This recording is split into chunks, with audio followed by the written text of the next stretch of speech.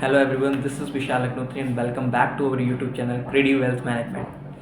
So now in this video we are going to discuss about a very important topic, that is taxation in mutual funds. Right?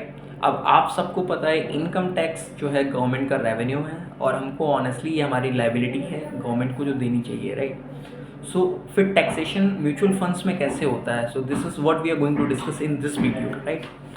So it's very simple concept. आपको mutual funds में दो तरीके से gain होगा, या तो long term capital gain होगा या शॉर्ट टर्म कैपिटल गेन होता है। लॉन्ग टर्म कैपिटल गेन क्या होता है कि जब आप अपने यूनिट्स को सोल्ड आउट कर रहे हैं, यूनिट्स मतलब जो नंबर ऑफ यूनिट्स आपको म्यूचुअल फंड्स में अलॉट होती हैं, अगर आप उन यूनिट्स को 1 साल के बाद सोल्ड आउट करते हैं कभी भी, तो उसके ऊपर जो गेन रियलाइज होता है उसको कहते हैं लॉन्ग टर्म कैपिटल गेन।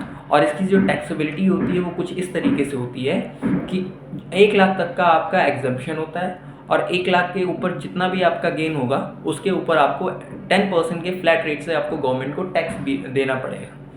अब हम बात करेंगे शॉर्ट टर्म कैपिटल गेन की। तो शॉर्ट टर्म कैपिटल गेन क्या होता है sir? Basically short term capital gain, अगर आपने टोटल यूनिट्स को सोल्ड आउट कर दिया with in 1 year from allotment, so in that case आपको शॉर्ट टर्म कैपिटल गेन लगेगा अगर प्रॉफिट होगा तो।